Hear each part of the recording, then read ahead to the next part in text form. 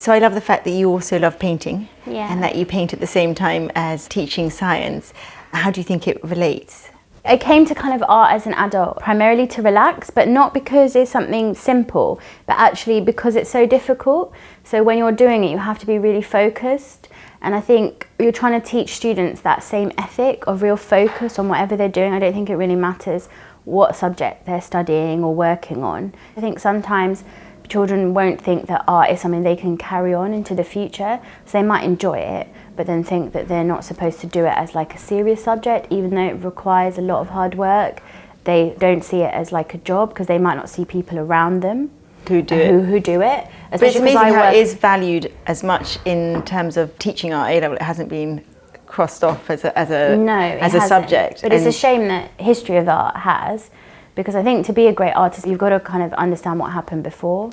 And science is the same. Like, there's no point me trying to invent something that's already been invented. I'm going to work on kind of what's gone on before. Yeah. But I think that students sometimes shut themselves off from art because they think that, you know, they're just good at learning facts, and then they get a real shock when they go to university or take on science, because actually science is creative. You've got to ask questions, you've got to question things around you. And I'm quite passionate about students being like scientifically literate. And I'm sure as an artist it helps to understand like the paints or what you're putting your paints on. And so even if you're not using the terms or whatever that a scientist might use, you're still understanding the actual principles of the materials, which is all chemistry. Yes, of course. And also the more you understand painting, the more you understand why the quality of the paint is important, and but you're so right, that you don't necessarily have the terminology yet. So I think people don't realise kind of how much science is necessarily in kind of everyday life.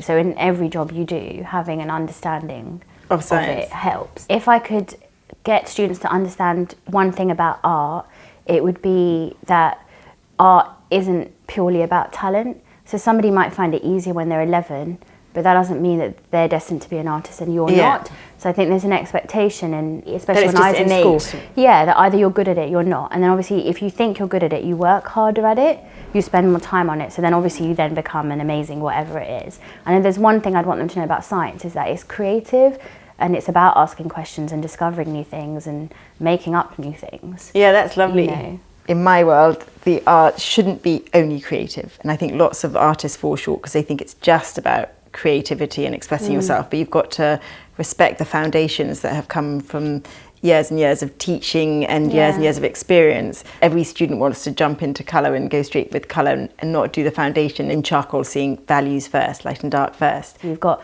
different parts of the brain that deal with light and dark. So actually our brain does see light and dark separately to how it sees colour, and it sees straight line and movements differently. There's so much information, your brain has to almost stop seeing. The background, like when we were deciding whether to wear this scarf or the other scarf I brought, it really had an impact on kind of what the colours look like. Yeah, whether you see washed out colours or not in the face. Because everything we see is kind of like relative to something And I think also people always want to define everything with line, and we always say that you don't see in line, you see in mass. So you see in shapes of values of light and dark, or shapes of colour. So there's, you know, your headscarf is the blue next to the green. There's no line that divides the two shapes. But you were saying earlier that you do use line. Yeah, because actually your brain has cells that look for lines. There's actually like a whole mass of cells that just see this line, and a mass of cells that see that line and all the other angles. So I think that sometimes when people are painting, they're having to overcome the brain's natural urge to like look for lines. So like, but then why does it look better if you paint with mass rather than with the line? Because the lines that we see are kind of like imposed on the image, I think, that we see. So if you then make the line, it's almost too harsh, because if you'd painted like the lines, it wouldn't have looked right.